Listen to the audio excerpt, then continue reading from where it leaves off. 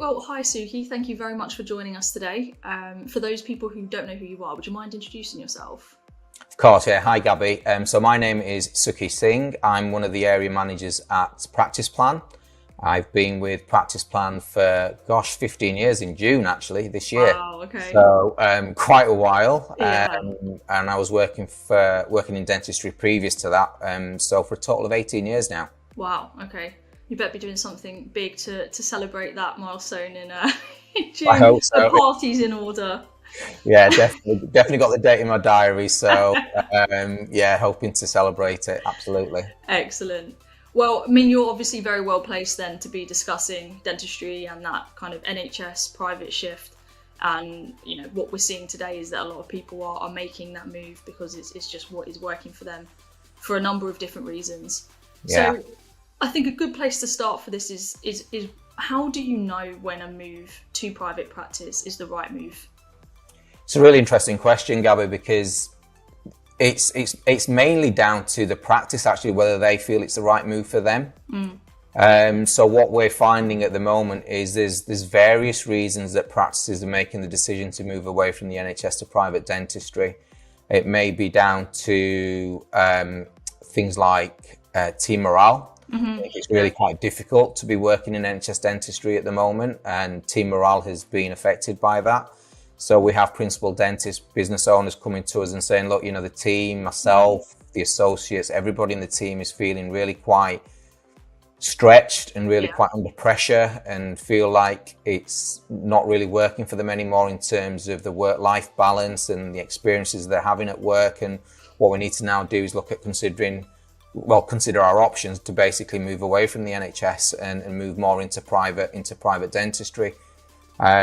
There's other reasons such as recruitment. As you'll probably know, recruitment is quite a challenge for practices at the moment, and not only recruiting new dentists to deliver NHS contracts, but also existing members of the team, existing associates and dentists that have decided that actually it's not what they want to do any longer, and what they would like to do is move to private dentistry. And you know, principal dentists and business owners are finding that, you know, they're having those conversations more and more, and they want to keep all of these associates. These associates have been, you know, with the practices for a number of years, and they know the patient. So, you know, it's almost making them consider their options again, just to say, well, actually, for the business and the way that we need to continue to look after our patients and the way that I'd like to look after the team, it may be a consideration for us to move away from NHS to private dentistry. Yeah. So there's various reasons, and from our point of view, from when we actually go into a practice to have a chat with them about what their thoughts and feelings are around the move, and you know what it is they'd like to do. It's very much around whether or not it's a decision that's been made with some really good some good foresight in terms of what's happening in dentistry, and where they see the vision of the practice. Actually, where do they see themselves in a year's time, 5 years time, and further along. So a lot of the decisions in terms of the move comes from the practice, of course. What we do is we have a chat with the practices, to understand where they're coming from, and then look at what we need to do to try and support them to realise that vision. Yeah. I appreciate as well, you said there was team morale, there's recruitment, but a lot of this is underlined by the financial viability of actually getting there, which I'm sure, you know, there's a lot of people who may be worried about that side of it, particularly during a time of economic crisis, I think is fair to say. You know, there's a lot of question marks over the future and how our money's going to be looking in 3 months' time, let alone a year.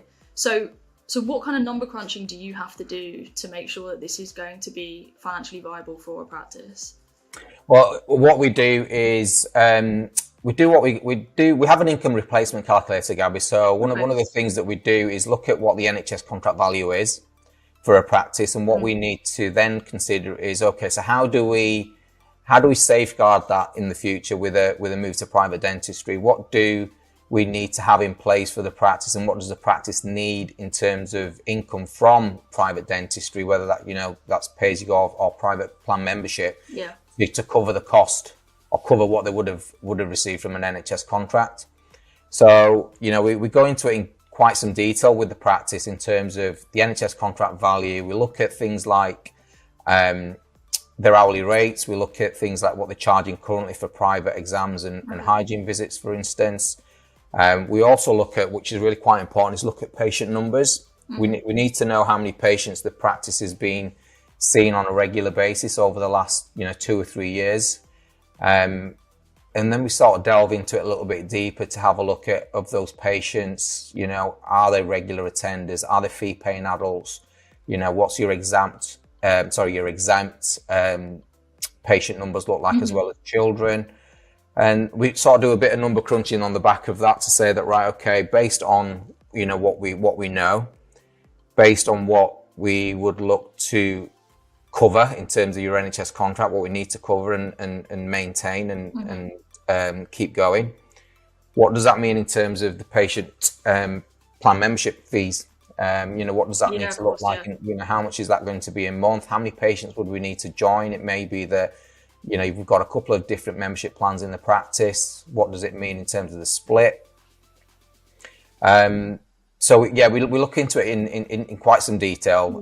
It's not, we haven't got a crystal ball. It's not something that we can predict with 100% certainty, but it does lend itself to make some really sort of informed decisions in terms of what those financial implications are moving away from the NHS to private dentistry. On top of that financial side, I think a lot of practice owners, one of the apprehensions that they have when they're making this move is what it's going to mean for their staff and what it's going to mean for their patients. And I think perhaps the best way to phrase that is how it will be received by both sides. So, I mean, what advice do you have? How do you advise practices inform their patients that this is going to be taking place? And then, I guess, how do they break it to their staff? How do they get the team on board? The team part of it, getting the team on board is probably one of the most important parts of the whole process. It's a huge team event.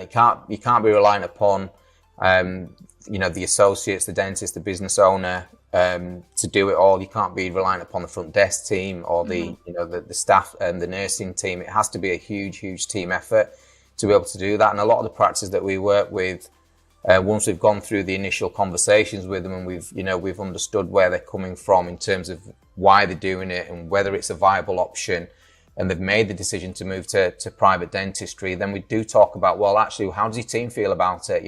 How are they going to receive this information and really sort of work with you and support you in the practice to make this move? It's important that the team understand the reasons behind it.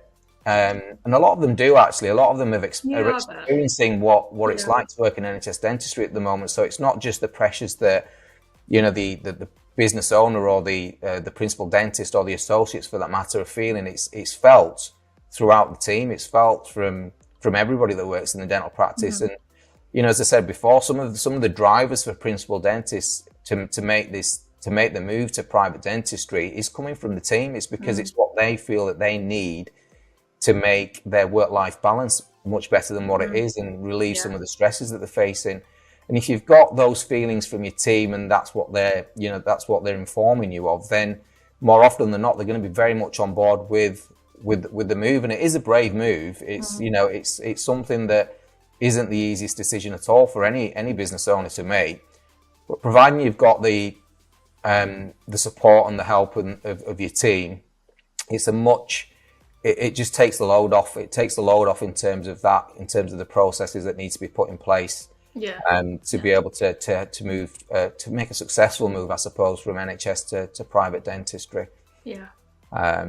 Sorry, in terms of the patients. I know that's a whole other ball game, I can imagine. It is. It can be. Yeah, I would say that of the NHS conversions that we've been doing recently and the ones that we've got in, that are progressing through at the moment. The feedback that we've had from the practices has been very much around, well, actually, patients are half expecting it to happen. They're not. It's not coming as a huge surprise to patients anymore, I don't believe. A lot of the practices have almost teed things up prior to any firm decision being made away from the NHS. So conversations have already been taking place at the practice. Practices have membership schemes already in the practice, so the patient's already aware there's a private offering that's available. There's a membership plan in the practice that they make, that they can join. So it doesn't come as a huge surprise. still a challenge for for practice to get the message across when there's a definite move away from NHS dentistry and asking the patients to either join a plan or be private pay-as-you-go patients. And a lot of the patients that the practices work with are usually informed by letter. It's something that we would help support them with. We'd formulate a letter that's been used by a lot of other practices that have moved away to really give them an overview of what the practice is doing and really focusing on the reasons behind it. It's all about patient care, Gaby. It's about the practice ultimately wanting to look after their patients in the best way possible. Yeah, of course. And getting that message across to the patients is imperative in terms of the communications that we have or they have with their patients. So we do it by letter. It's usually led by a conversation prior to the letter coming out in some cases. Some practices choose to do it on a one-to-one basis and just talk to patients as and when they come into the practice. It's very much down to what the practice is most comfortable with and how quickly, I suppose, they want to move patients over to private dentistry. So you can kind of cater to their pace, really, given how quickly that they kind of want to make that transition. Absolutely, yeah. I mean, we're very much here to support and help and advise along the way. But ultimately, the decisions that the practices make are very much their own, the business owner's decision, and what they're comfortable with doing and how they feel their patients will react to the news, to the communication. They know their patients better than anybody else, so we're here really just to support them along the way. Okay. And once that move has been made, then how do practices maintain that momentum? I can imagine it's kind of, is it sort of, all guns blazing, go for it now, we have to do it, or is it something that can be kind of a slower process if that is a preference?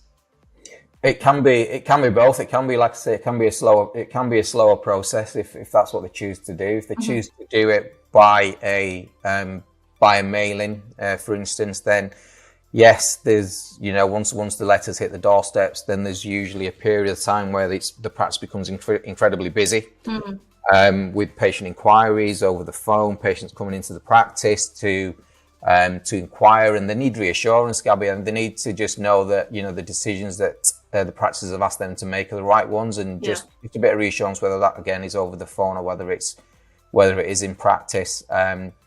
So again, very much down to the practice. The team, prior to any of this taking place, need to be, again, just really confident with what they're doing, really confident with the communication that they'll be having with the patients and the conversations that will be taking place.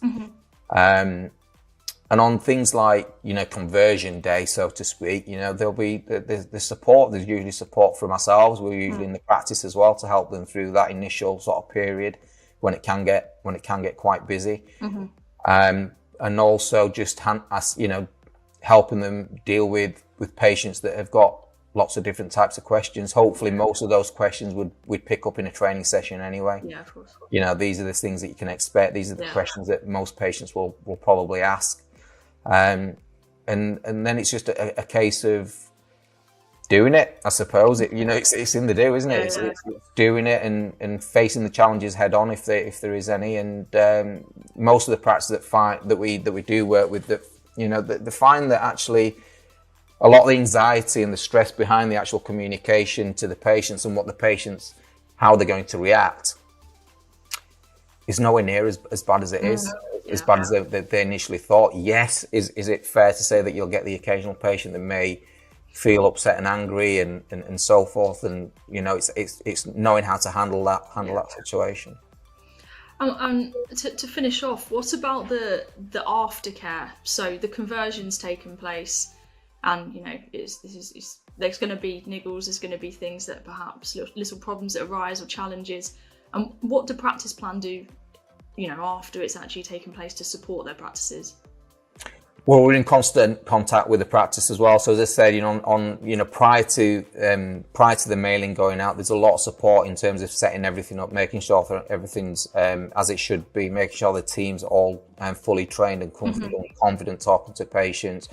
We have support in the practice as well once the letters land, as I said. So, you know, you've got somebody there from practice plan that's sort of holding your hand a little bit and just helping you through the process and helping you through those conversations. Yeah. And what we find is, you know, there's a period of time, as I say, where it can be quite full on. That usually then tails off, and then it's a matter of just, you know, the team in practice plan just being in contact with the practice to understand what's going on, how's the conversion going, how, you know, is there anything that's come up in between that, you know, we need to deal with.